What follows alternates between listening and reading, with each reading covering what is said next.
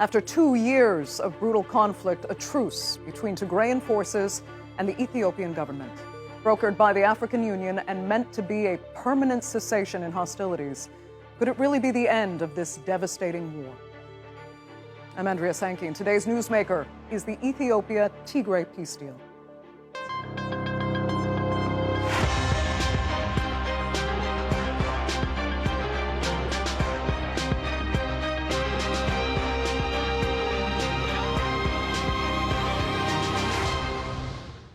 Now, the World Health Organization called the conflict in Ethiopia's northern Tigray region the worst man-made disaster on the planet. Thousands have been killed, millions displaced, and many are on the brink of starvation. And both sides in this conflict stand accused of horrific war crimes. But after just over a week of African Union-led negotiations, the Ethiopian government and the Tigrayan People's Liberation Front signed a surprising peace agreement. Two parties in the Ethiopian conflict have formally agreed to the cessation of hostilities, as well as to systematic, orderly, smooth, and coordinated disarmament.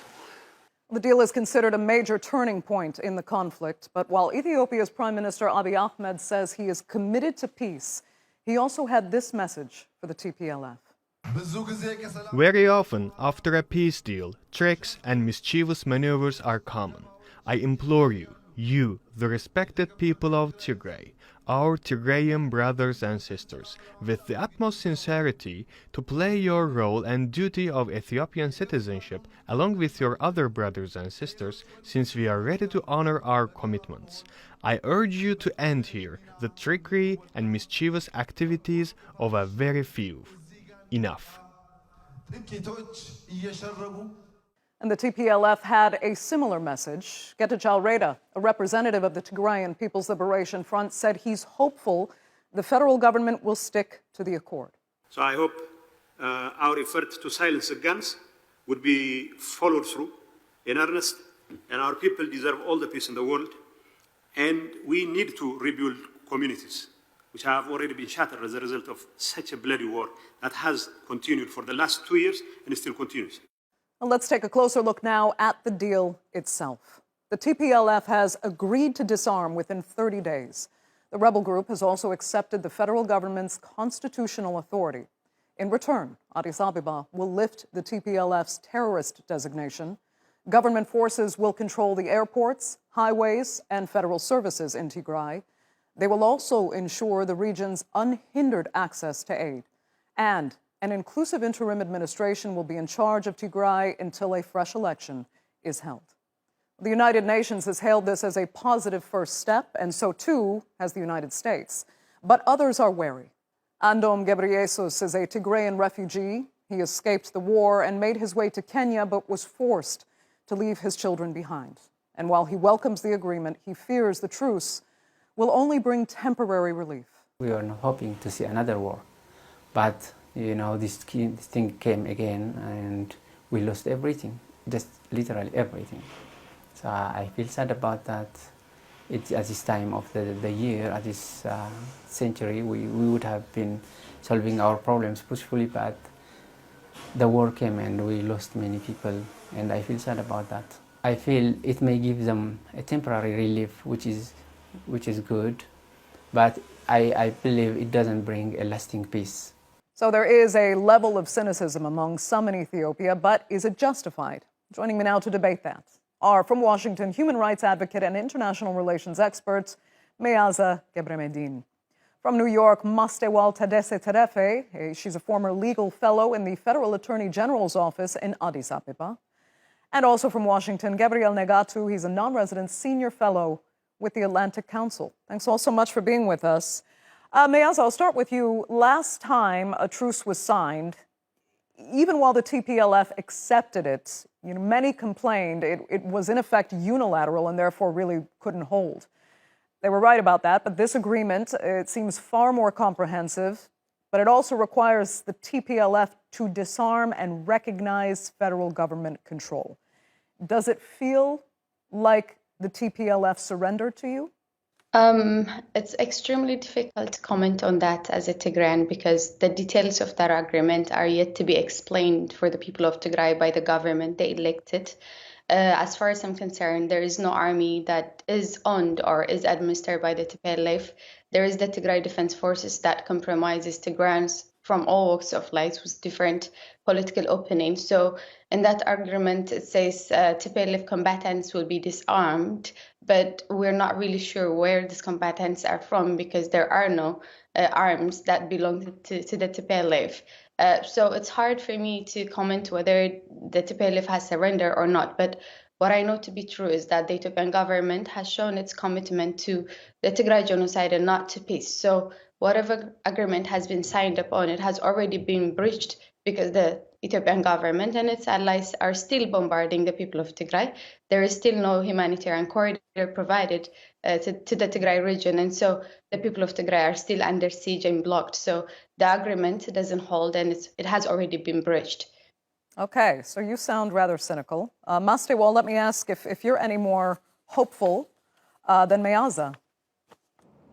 Well, I share some of Meaza's concerns in terms of how the last few days have not shown an immediate ceasefire. There are reports that there's fighting ongoing still in the region, and there's also no major show of goodwill in terms of delivering humanitarian trucks to the people. So I share that skepticism. Overall, though, I think that this agreement is very significant, and if it gets implemented and at a minimum, gives the people who are under siege in Tigray access to very important essential services, access to medicine and food, that by itself would be a significant achievement. But as Meaza highlighted, most of the details of how the implementation will work are yet to be negotiated. We know from the agreement that there is consensus on the disarmament and demobilization of the Tigray Defense Forces. We also know that there is agreement that the Tigrayans will recognize the constitutionality of the Ethiopian government, but how the disarmament would work, what the timeline would be, and the technical details of protecting Tigray from foreign threats, primarily the incursion from Eritrea, how Eritrea will leave Tigrayan territory, all of that is yet to be negotiated in the coming days, and that's where the devil lies, really. Right. Still devil in the details. So, Gabriel, why are you more optimistic about this deal than our other two panelists? Well, thank you, Andrea. I'm more optimistic because, first and foremost, it silences the guns. Yes, there are isolated cases of ongoing conflict, but in principle, it helps to isolate and stop the fighting. That must have the maximum premium. Now, all these people sitting outside and second guessing what was negotiated and what was signed and saying who is TDF, who is TPLF, this is semantics. I think a mature conversation needs to take place around this issue. It silences the guns. Yes, there are details to be worked out. As we speak, the military commanders from both sides are meeting in Nairobi as we speak today to work out the kind of details that need to be worked out. That the demobilization and the reintegration is a process. That's why it's given 30 days, and that will take some time. But in principle, people are not dying anymore. Okay. Enough people have died, and this needs to stop. But I think the cynicism we're hearing is based on the fact that people don't believe it actually addresses the underlying causes of the conflict itself, especially the ongoing demand, Gabriel, for self-determination. And yeah, there is a process in the Constitution for seeking self-determination. You don't seek self-determination by armed conflict. If indeed self-determination is the end game, the end goal, then there is a process, a constitutional process through which you go through. And this is the same constitution that the TPLF put together when they were in power. So if indeed you are looking to secede from the rest of Ethiopia, this is not what this agreement says. This agreement recognizes Ethiopia as a territorially unified and integrated country.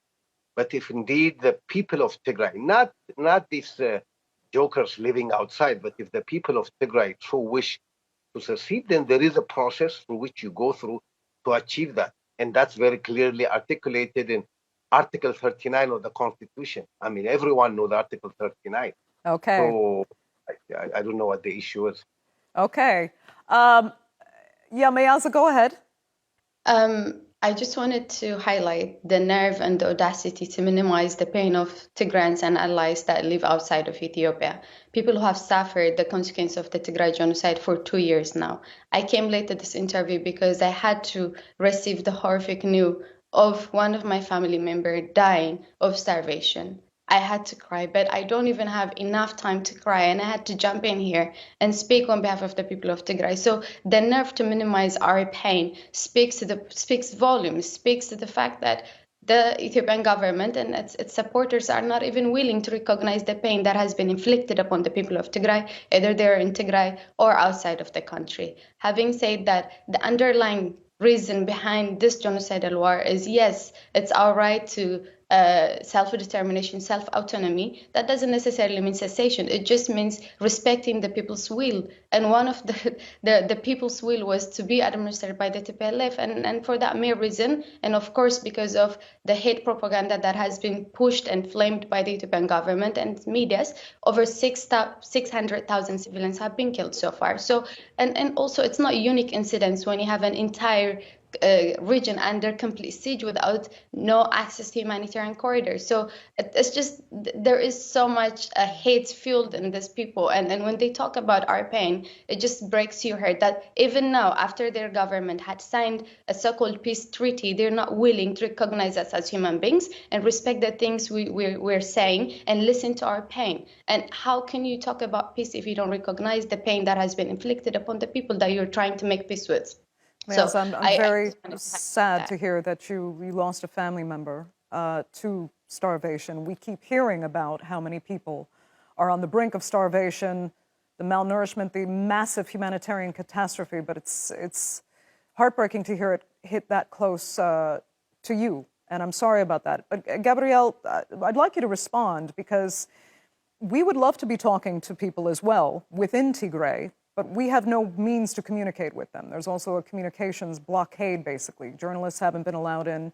So how does it make you feel when you hear that? Really, the only voices for the Tigrayan people right now have to be outside the country. So, yeah, go ahead. Yeah, Andrea, my condolences to Ms. Meaza. I have lost family members. A lot of Amharas and Afars, Tigrayans and Ethiopians of all brand and color have lost family members. And war is a horrible thing across the region. It is not unique to one specific group, but everyone has lost something. If there is famine, ask the leaders of the TPLF who would steal 120,000 gallons of fuel that was meant for distribution of humanitarian aid to the people of Tigray, and hence the WFP was not able to distribute food. Ask, as we speak now, humanitarian aid is being distributed in all parts of the effectively using hunger plan as a war tactic. Instead of talking about these incidents that are not even independently proven, why don't you talk about the strategy that is being used by the Ethiopian government to completely block and not provide corridor to humanitarian aid workers? And condolence words do not matter. Your actions and the things that you're advocating for matter. It's the actions and the policies that you're supporting that are effectively exterminating the people of Tigray, including my family members. So you can pretend and you can seem to care, but you continuing to minimize our pain, to dehumanize the people of Tigray, whether they're outside or inside the country, is the problem. It's not the words you say. Mastewal, let me come to you, because, and I want to put how I phrased my first question to Meaza, I'd like to phrase it to you the same way, because now that we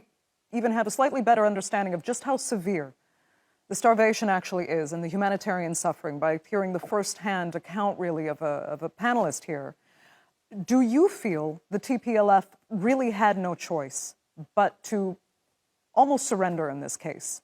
Has the suffering gotten that bad that the government can almost declare this a win and take it from here? We don't know if it will restart again. I think that's why people are cynical about this truce.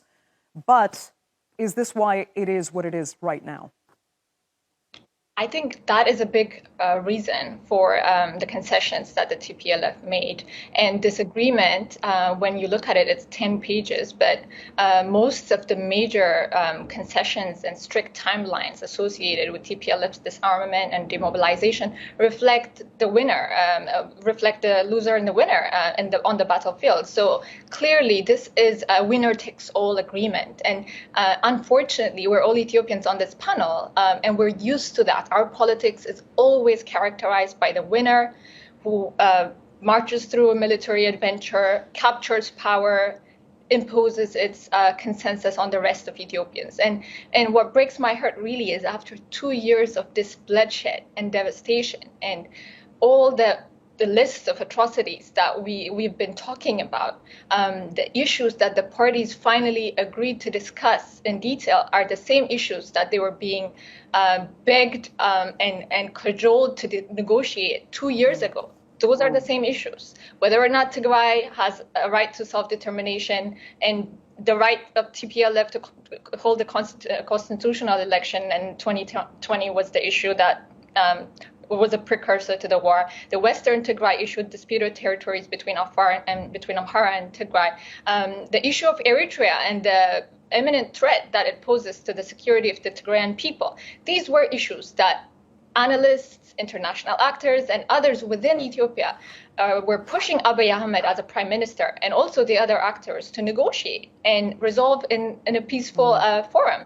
They rejected that call, and we had to go through this really horrendous bloodshed that we don't even know how many people died. 500,000 is a very low estimate of how many Ethiopians perished. So it's very disingenuous for people like, with respect for people like Mr. Gabriel, who are professional elites who should have been advising the government to take the higher road of opening up the political process, being inclusive prior to the war, and welcoming these ideological rifts that are breaking the country apart and create consensus. Now, after all this bloodshed, they are still telling us that this agreement that's imposed by the winner in the war is going to prevent future wars and bring about reconciliation. As optimistic as I am, I just see it as a continuation of Ethiopia's tragic history of cyclical wars and imposition of one will over others. Gabriel, many have pointed out the fact that Afar and Amhara militia, as well as Eritrea, were not even mentioned really in this truce. I mean, do we know if they're committed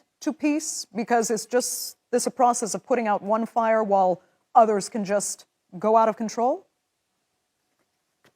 No, I think the Afar and the other militias who were provoked into joining the war because the TPLF had invaded the neighboring state, but with the cessation of hostilities, I think you will no longer see that. But to come back to your earlier question about this being a winner-take-all, Andrea, if there is one winner in this, it's the people and the people of Ethiopia, everyone. The mothers of Tigray, the mothers of Amhara, the mothers of Afar and Oromia, and everyone. You know, in a negotiation, it's never a zero-sum game where someone takes everything and someone else loses everything. No, it is not. This is a process that has brought Tigray back into the federal constitutional process, back into the parliamentary process and so on. And I think rather than being skeptic from the get-go, we should give it our full support and let it run its course. Okay. Will it have problems? Of course. But let us not be the ones to second guess sitting in Washington and New York and everywhere else. That's my message. Meaza, then if we do look at this process and how it's supposed to be implemented going forward, we know this inclusive interim administration, as it's been called, will take charge of Tigray until an election is actually held. I mean, then how contingent will peace actually be on that very interim administration? And do you know what it will really consist of? Like Mastewal said, this is an attempt to yet again impose the central government's will upon the people of Tigray. And that's why the Tigrayan people, myself included, are very much concerned and are not really optimistic about what's going to unfold. But it's not just only the interim government issue, it's also the fact that Tigrayans, particularly in the western Tigray, have been exterminated and technically and strategically displaced from their homes. So even if you try to implement the constitution and have some sort of election in that region, what are you going to do? Because there are new settlers, there are people who have taken over lands and parts of Tigray that legitimately belong to the people that unfortunately have been massacred and thrown to the Taddese river, and some of them have been displaced. So it's just the notion of having the constitution implemented, even that by itself, when you have liberally worked towards eliminating the people that could have used or exercised their constitutional right and ensure that democracy prevails in that part of the country, what are you going to do? The people are not there anymore. They have been exterminated, they have been killed, they have been internally displaced in 100,000. So that's why you see a lot of Tigrayans being skeptical about this, and generally the Ethiopian government's commitment to respecting anything that talks about the constitution. So yes, we do respect the constitution, but our people have been exterminated left and right. There is no one left in Western Tigray to exercise that constitutional right and ensure that the people's will is not forced by the Ethiopian government. But like Mastewal said, this is an attempt to impose their will. And this is happening among so many other reasons because the situation on the ground is so dire. So I just wanted to point that out. Meaza, it comes down to this then. If this truce doesn't hold, what happens and what will the TPLF have left to fight with if they feel that their rights are not being respected and they are back to square one as per the discrimination they claim, the genocide they've even claimed? Where can it even go? Well, I think this is a very important question that also touches on the challenging environment of implementing this agreement. I want to be optimistic, Mr. Gabriel, and I have been since whenever I started commenting on Ethiopian politics, but optimism alone and trust in government alone is not going to get us anywhere. I think the Ethiopian government, its allies, should stop shaming Ethiopians who are skeptical about the patterns of violence and distrust and malice that characterizes our politics. We should be encouraged to question every step that the government takes because it hasn't been delivering on its promises. So I want to make that clear. Optimism is not the way. It's critical inquiry that will lead us to the desired outcome. Having said that, I think what the TPLF will do, or even what factions of the Tigrayan military will do, and also what factions of Mr. Abiy's party, the Prosperity Party, will do, is all we have to wait and see, because I think that this implementation will depend on these actors. We could call them spoilers or vested interests that do not believe that this deal is a fair one and they don't want to see it implemented. The Amhara, who have already, through some of their political parties, say that if this deal returns the disputed territories from Amhara to Tigray, these territories that Amhara took over at the beginning of the war, then that is the red line for them. According to these people, that's a return to war. And we know about the Eritrea presence in Tigray, and also the threat that it poses to the Tigrayan people overall. So all of these different actors that have vested interest in not seeing this deal implemented pose a serious challenge. So then what we have to look at is, okay. Even if these did not actually complicate the deal, is the government itself committed to seeing this deal implemented to the end, towards reconciliation, towards compromise? And the evidence on that is very, very, there's no evidence that there's real goodwill, because you look at other parts of Ethiopia, is there peacemaking in Oromia? Is there peacemaking in Amhara? No. So you can't see peacemaking genuinely happen in only one part of the country. Okay. Gabriel, I can give you just about a minute for your final thoughts. Go ahead. Yeah. Now, listen, all I'm saying is give peace a chance. Give peace a chance. I am not extraordinarily optimistic, but I am saying give peace a chance. This is the best game in town right now. The TPLF has come while events on the grounds were being overtaken by development. The Ethiopian Defense Force was outside of Mekelle and waiting for instructions to march in. And that would not have changed the outcome of the ground. So this is perhaps the best deal. It's a faith-saving exit ramp for the TPLF, and I think they were right to have taken it. Now, let us work to make this real. Yes, you can critical inquiry is always welcome, but let us not make it a professional endeavor where all we do is just critical inquiry and not contribute to the peaceful resolution of the crisis. It is much better Thank than you. propagating a regime that is responsible for horrendous acts in the country. I think I will challenge you on this. It is better to be critical of a government that you even respect, but is taking the country down a wrong path. It is better to criticize that government relentlessly as a profession than giving it cover, than protecting it from international scrutiny, than Mastewal. shaming Ethiopians who have different opinions as traitors, as colonialists. All of that is actually Mastewal. it's the reason why we're here. And I just wanted to point that out because with all due respect. And that will have to be the final point. I'd like to thank all three of my panelists so much for joining us. And I hope the next time we're discussing developments in Ethiopia, it will be because this truce has held. But that is all the time we have for now. I'd like to thank you for being with me and our viewers, of course, for being with us as well. Remember, you can follow us on Twitter and do be sure to subscribe to our YouTube channel. I'm Andrea Sankey. We'll see you next time.